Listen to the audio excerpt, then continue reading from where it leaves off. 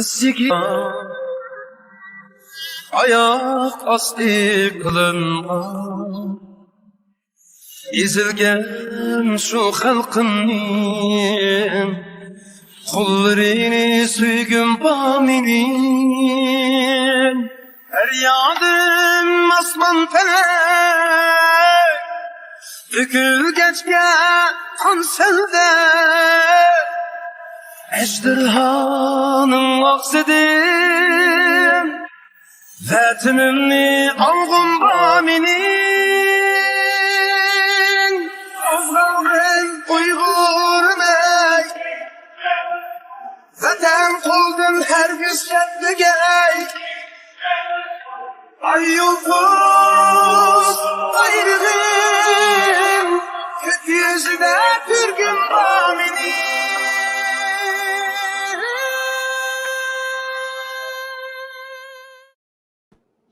Assalamu alaikum wa rahmatullahi wa barakatuh. Dear brothers and sisters, welcome to another special episode of East Turkestan. We have a very special guest. He's not a stranger to our stream. Today with us, we have Dr. Erkin Sidick. Now, for those of you who don't know Dr. Erkin Sidick, you can check out our previous episodes with him if you just simply type in Erkin Sidick at East Turkestan. He is the senior advisor to the World Uyghur Congress and the president and founder of the Uyghur Academy. I'd like to welcome to Dr. Erkin Sidick to our show to talk about the most recent developments and the on-the-ground news that has been happening to our brothers and sisters in Chinese-occupied East Turkestan. Welcome, Dr. Erkin Sidick. How are you today? Very good. Thank you very much for having me here. Obviously, we love to have you on our stream. For those of you who don't know, Dr. Erkin Sidick, through his Twitter feed, make sure you check it out. It's at Erkin Sidick on Twitter, and you can get the most recent stuff that hasn't been published, on the news, and then it gets published after. So make sure you follow him there. I'll pop it up here on the screen as well. So welcome to our show. Let's get started off. Could you please tell us what's recently been happening in our homeland to the Uyghurs? As we know, the Winter Olympics are approaching. The Olympics symbolize freedom, but the Uyghurs seem to be getting crushed more and more as these Winter Olympics, or what we call the Genocide Games, approach. Yes, the CCP regime recently took actions in several fronts. The one is they basically eliminated all the people who can send messages to the outside world. I lost many of my informants in the recent couple of months. This is one big thing. The Chinese government knows that Western governments and international institutions work with evidence. So they basically doing two things. One is to destroy the evidence. Second is to get rid of all the people who can send out a message about the evidences, this kind of things. Another thing that's happening recently is on November 2nd, the central government in East Turkestan held a secret meeting for Chinese CCP officials, high rank officials, and in which they announced that a new round of Strike Hard campaign just started, which ends January 6th of 2022. Some people asked me why on November 12th. As you know, the World Uyghur Congress held a congress starting November 12th. And on November 12th, also the memorial day of two East Turkestan republics established in 1933 and 1944. It looks like Chinese government just chose that day to hold this meeting and make this announcement. And the main target that they are having in mind is to arrest all the people who have relatives in Turkey and in other Islamic countries. I continuously getting some information. Some of them I just got it today. Initially, I heard they are targeting people with relatives in Turkey, but in fact, it's broader than that. They are targeting people who have relatives in all Islamic countries. So This is the second. This is another front that the Chinese government doing things right now. Very sadly, all the recent videos that we are getting, the Uyghur people working in a desert in a field, something like that. About 70 to 80% are women, females, no male. This is one thing. And you can see that the males have disappeared from the Uyghur society. And this strike hard. I don't know who else they can arrest, because the people outside the prisons and the concentration camps and the forced labor factories, right now, there are very few Uyghurs living out there. And they are still doing this strike hard campaign. After 5 years of the world's condemnation, criticism, whatever, the world tried to exert some pressure on China for the last 5 years after China started mass scale of arrest, Uyghur genocide. But still, nothing changing on the ground. Like a new round of strike hard started just about 2 months before, or 2-3 months before the Winter Olympic will start in Beijing. This situation is very tragic. For those who don't understand what a strike hard campaign is, could you please entail what happens in such a campaign? The Chinese government has conducted many rounds of strike hard campaign. Initially, they targeted so-called three forces: extremist, radical Islamist, and the separatist kind of. That's how they started. It's an excuse for them to arrest the Uyghurs in mass scale. So they did this again and again. And as you know, that the recent years, Uyghur didn't have any rights. We call basic human rights. You cannot find anything from the Uyghur about these rights. So not all the people who are not jailed or put in a concentration camp or put in forced labor factories, they don't have any freedom. They cannot even don't say something. They cannot look at a Han Chinese with angry eyes. The situation is like that, but they are still doing the strike hard. Basically, it's an excuse to arrest Uyghurs in mass scale. That's what they are doing. It's an excuse, basically. We can see images here. I mean, we know that East Turkestan is a very resourceful area, but as we can see, resources are very skim recently. Could you speak to what's been happening with regards to this? We see, we've heard of people starving and not getting food. Could you speak to more about this, please? Yes, recently we got some video, people basically exposing what's going on in East Turkestan.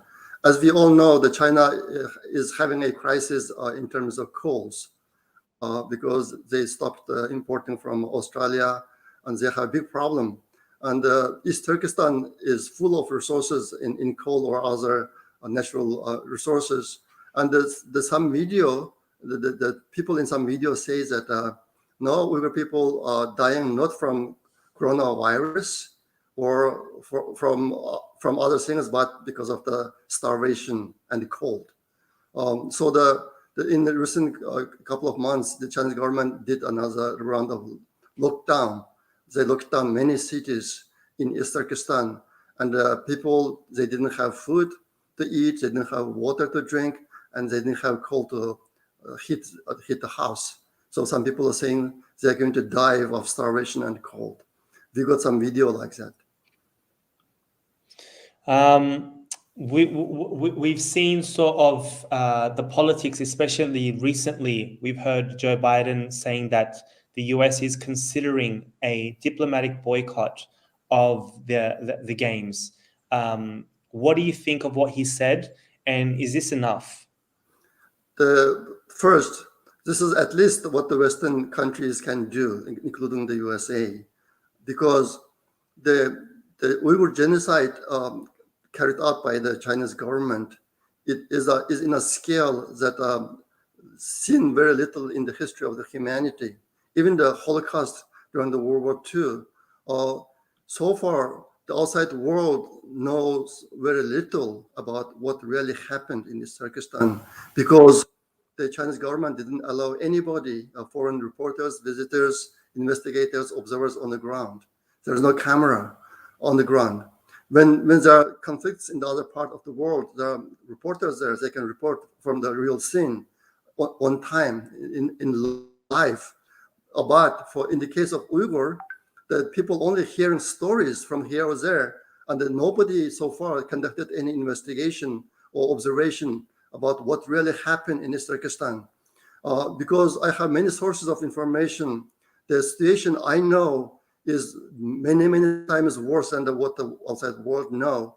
Even with such a situation right now, if the world allows China to hold the Winter Olympic game next year, it is a really a stain on the face of this world. It's happening in the 21st century, while the whole world is watching. It is so bad, and that's why yesterday I tweeted. I praised a senator who are going to take some action. I said it's the starting of a period of darkness in the history of the world. That's really like that right now. If people really know what really happened to the Uyghur people in East Turkestan, it is much worse than what had happened during the World War II. But people don't know that because no reporters, investigators are allowed on the ground. And China is destroying the evidence, hiding the evidences, and so the Uyghur people are in a very bad situation. As we all know, the World Uyghur Congress recently held elections in a big conference in Prague. Could you speak to the World Uyghur Congress's current role in tackling these issues? Yeah, the World Uyghur Congress is the biggest organization that represents the most Uyghurs living abroad, and they usually hold a conference or congress once in 3 years. But because of the CCP virus, it was delayed this time. It is supposed to be held last year actually, so it's delayed. So we had a very good panel discussions in the first day, and the reporting from the previous 4 years of work. And the last day we hold elections. So it's a very good Congress. The World Uyghur Congress knows very well what is supposed to be done from now on. But when the world just listen and keep silence about what China is doing, it's very hard to make a real progress on the ground in East Turkestan. That's something that worries me greatly.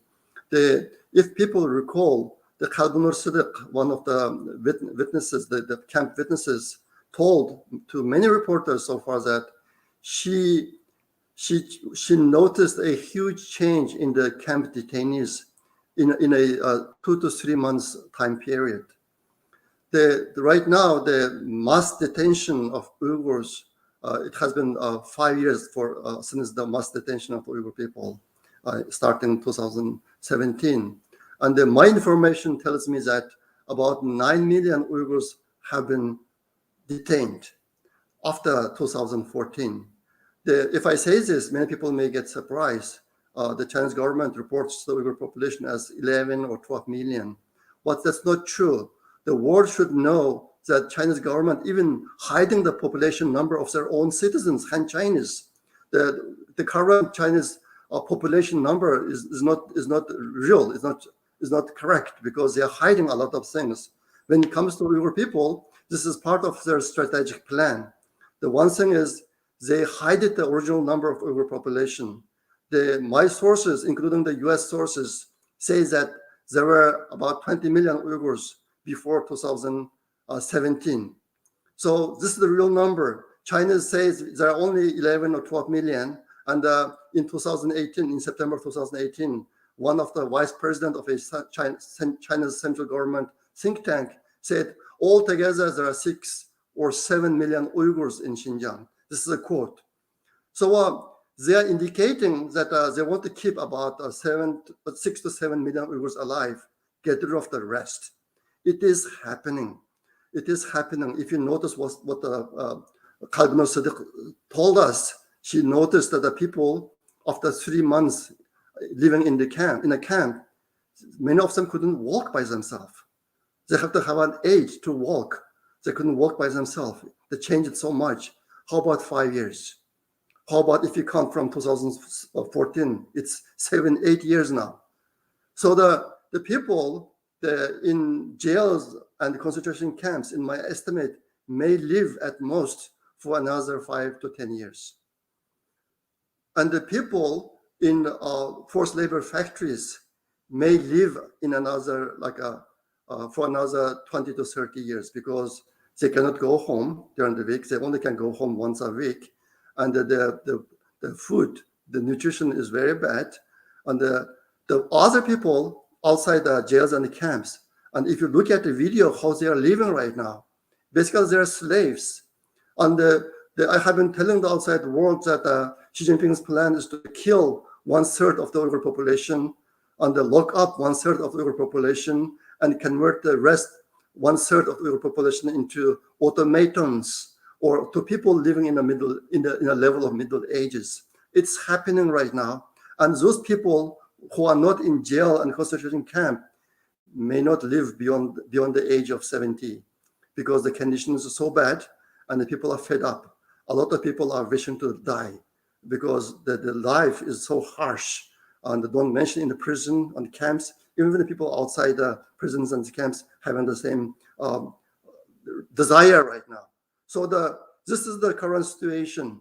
We have lost a lot of people, and this can be seen from the videos that we have been getting right now. They're like 70 to 80% people who are working in a farm or in a desert. They're all females, no males. So if this whole situation continues, people can imagine after 20, 30 years, the East Turkestan becomes a land that no Uyghurs. Even right now, all the Uyghurness of the people who are living are gone, nothing left. So this is the situation. So under this kind of situation, the world still having seminars, discussions, interviews, and these are good and reporting. There are a lot of reporting on Uyghurs right now. Those are good, but it's not helping. The Chinese government does not care about that. And you can see this from the other fronts, not related to Uyghurs. Recently, one tennis player disappeared, something like that. So this is the situation we are in. And I am extremely worried. I cannot laugh anymore. I cannot smile anymore because I get this kind of news every day. And I can see the whole scene in East Turkestan that the world not paying attention to. So it is really important that the world started to take some action, stop talking, because otherwise the Uyghur people will be washed away from the surface of the earth. I mean, you've just mentioned the tennis star Peng Shui. What was your reaction when the whole world was asking, where is Peng Shui? How did you feel when that was happening when compared to millions? I read an article recently from Enes Kanter saying that we should boycott the Olympics for Peng Shui's sake, which is okay, it's great, but why wasn't this for genocide's sake, or for Uyghurs' sake? What was your reaction to that? Yes, this is just one example. It explains basically how easy it is in China to disappear one person. In the case of Uyghur people, I have been telling the Chinese government moved 2.1 million Uyghurs to the other part of China and dispersed them and disappeared them. So nobody asks where they are. So the Peng Shui is just one case. And if people follows the Chinese news, especially the free media news, they will know that this happens all the time in China. Peng Shui is a tennis star. There are other movie stars and other top-level Chinese government officials. It's happening all the time. They either they disappeared, they like suicide. Sometimes they say somebody suicide. They committed suicide, kind of just disappear like that. It's very common. So now people should start to think that how easy it is for Chinese government to get rid of the 2/3 of the Uyghur population. It happened, and it's still happening right now. And the Peng Shui is just one case. Well, The situation seems to be very dire. What does the world need to do? What are the concrete actions? I mean, we've been hearing of again diplomatic boycotts. Is there anything else that obviously needs to be done? But what are those things? Yeah, the diplomatic boycott is a good thing, but it doesn't affect the Chinese government that much Mhm. because they already started to prepare for that. They will say, oh, because of the coronavirus, the foreign officials didn't come to the game. As you know, even in Japan last summer, the Olympic Games, no audience basically. So China can say the same thing. Oh, the foreign government officials didn't show up because of the coronavirus. So this boycotting actually does not have much meaning. Um, what is important here is after World War II, the world came together and established the United Nations to solve the problems at that time. And it did very well. It worked very well. It solved many, many problems. But that United Nations right now is almost no any role. It cannot do anything when it comes to China. All the international institutions became a useless machine when it came to China. This is a shame. This is a shame to the whole world and should be changed.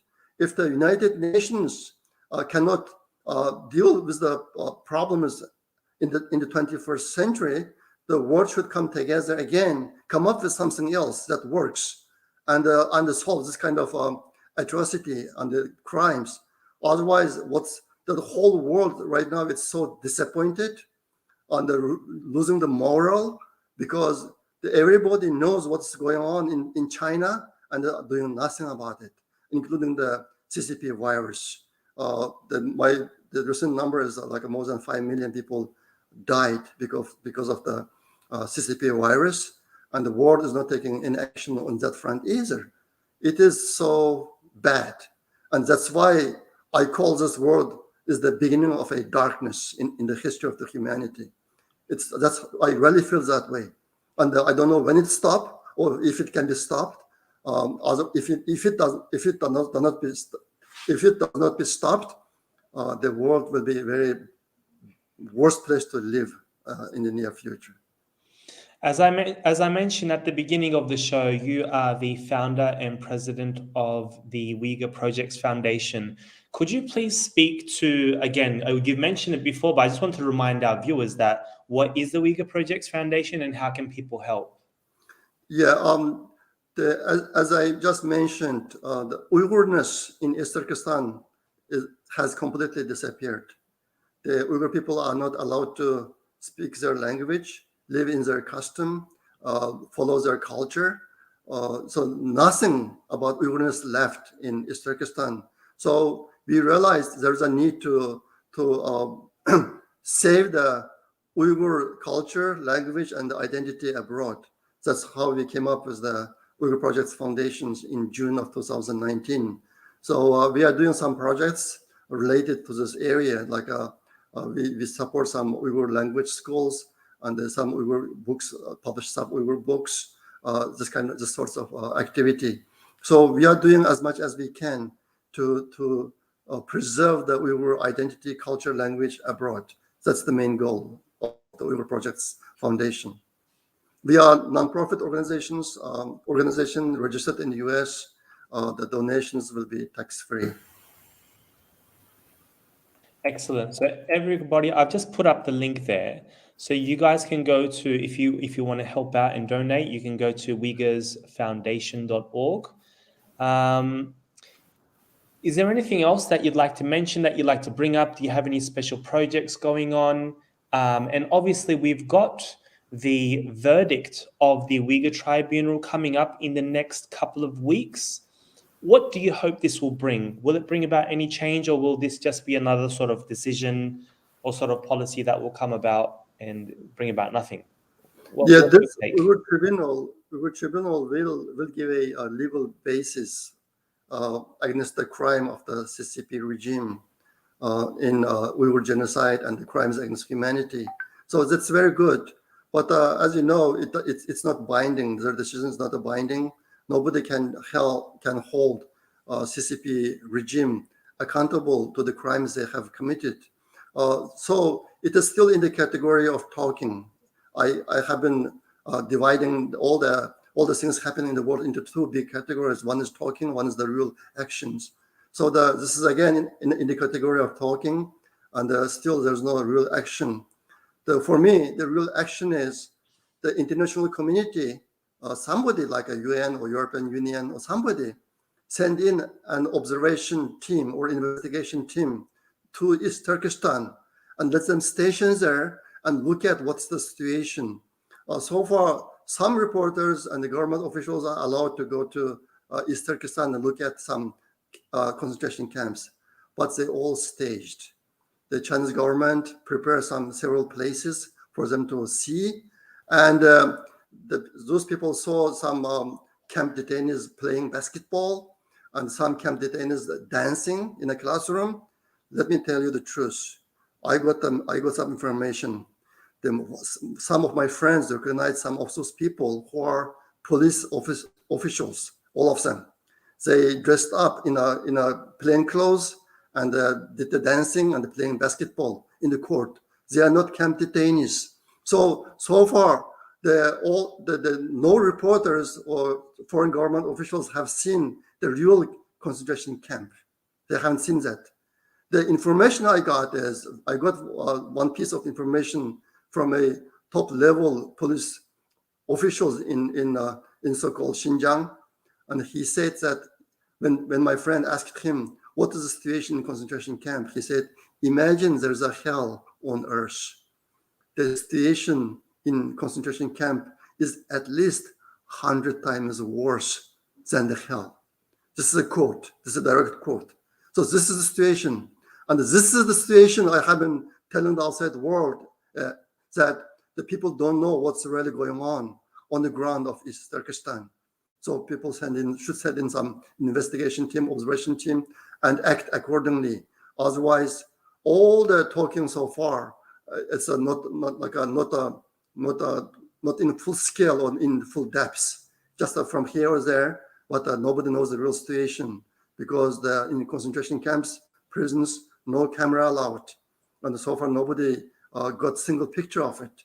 So this is the current situation, and I don't know when the outside world starts to take real action.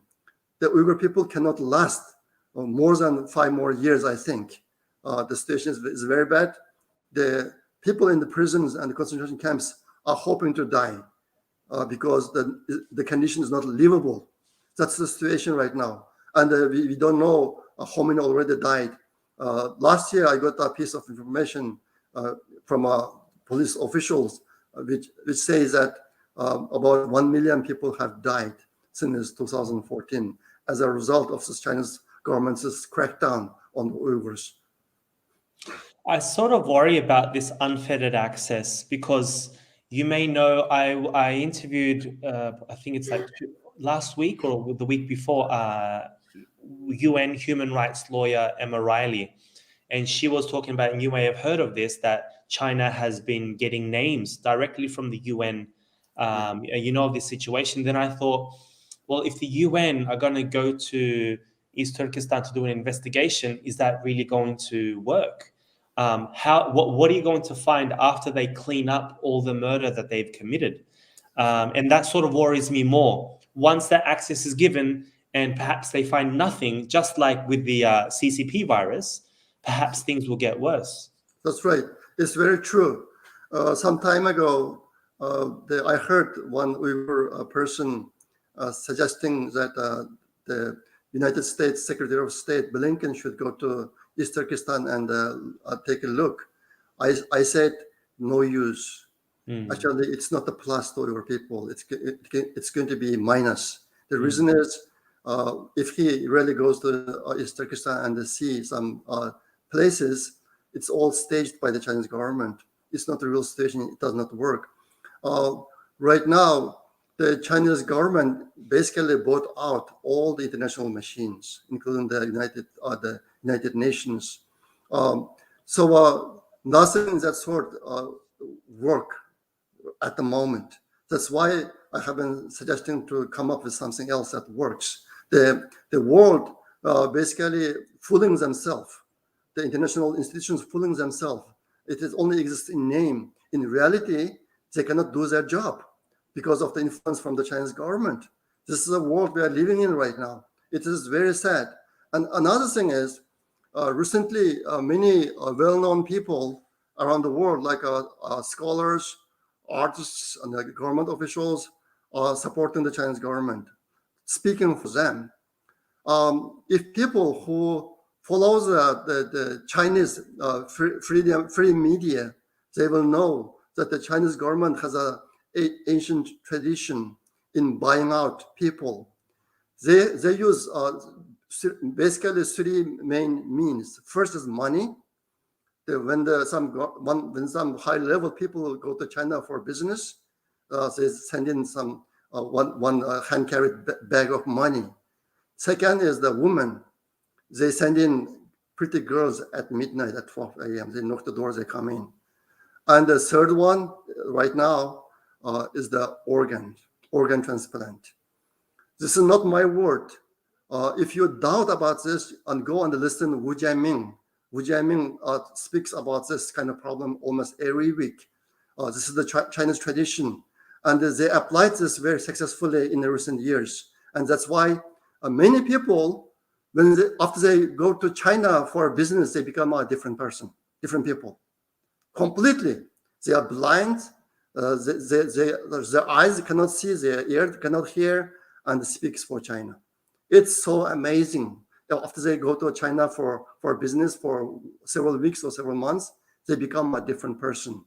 This is the Chinese tradition in controlling the other people or buying out other people, and they're using this successfully at the moment, in the world scale, not here and there, in the world scale.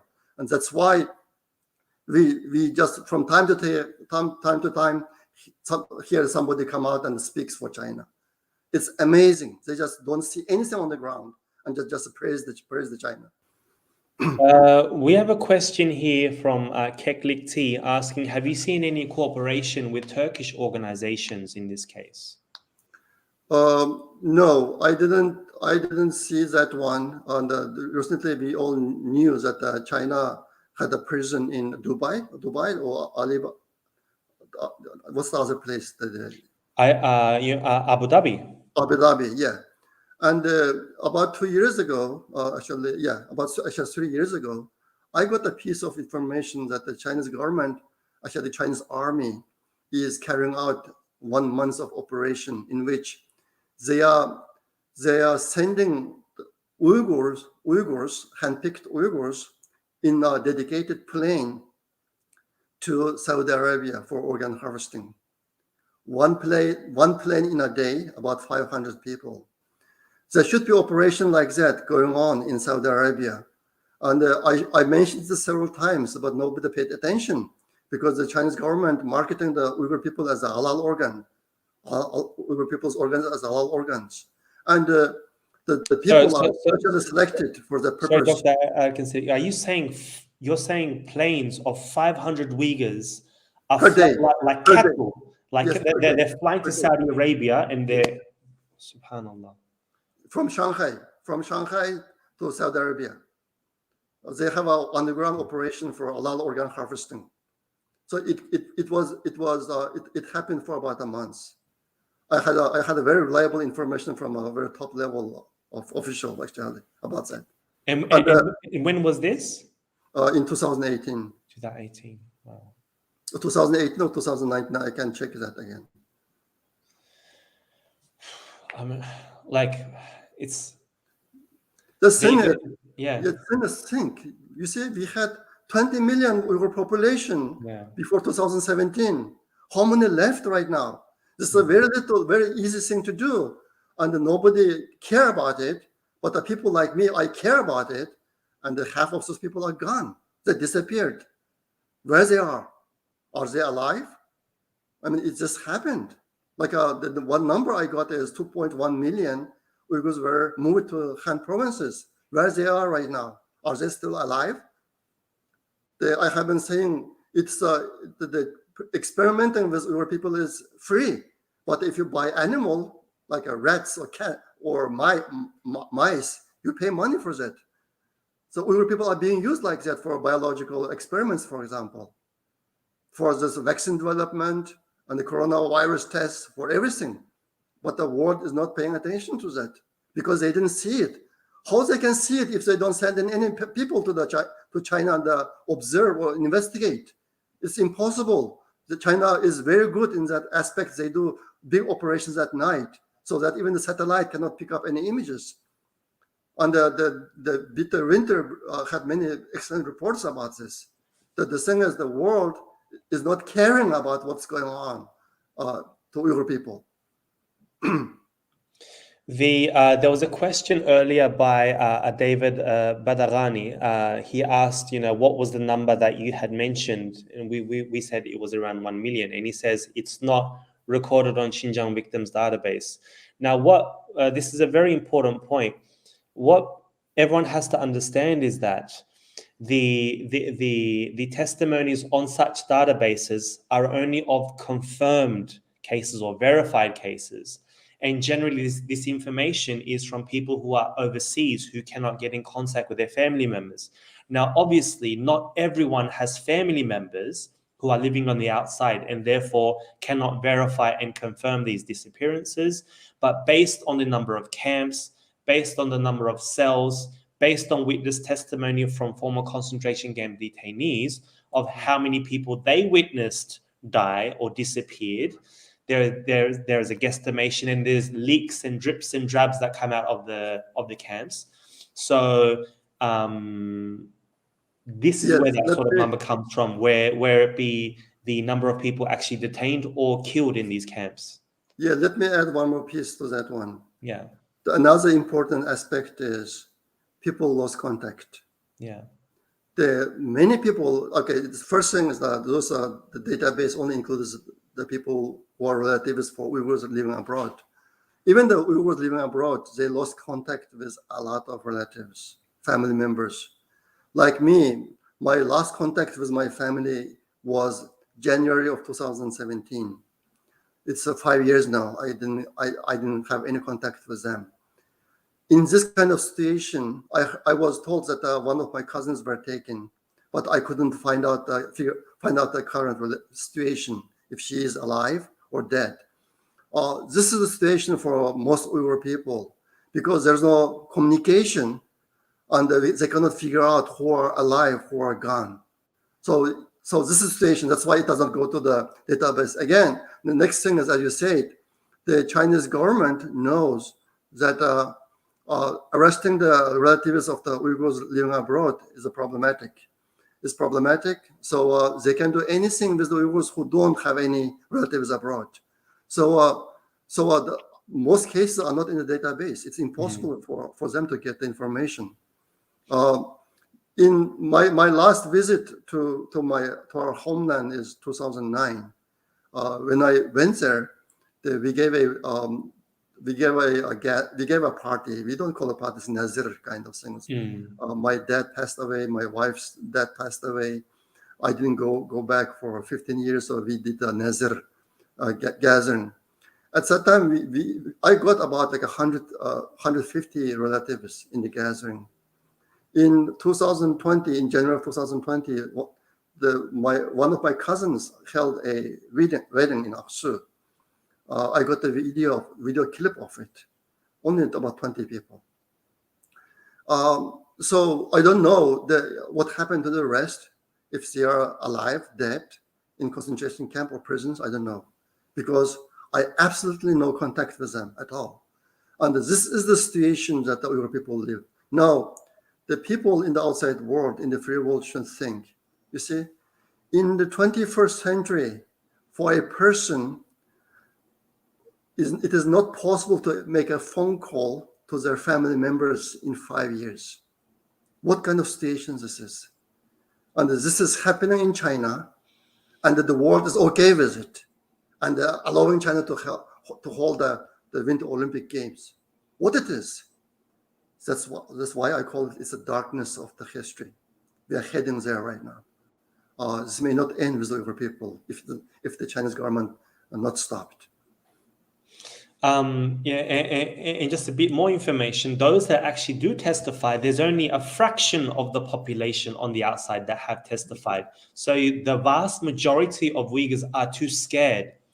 I mean, I was speaking with a relative yesterday, and I found out from my mother's side that most of her family, and inshallah, I'm going to make further testimony on them, that all of them are in the camps, and they are from a place called in the city of Kucha in Xinha. I've just found this out, and there's only 1 or 2 people on the outside.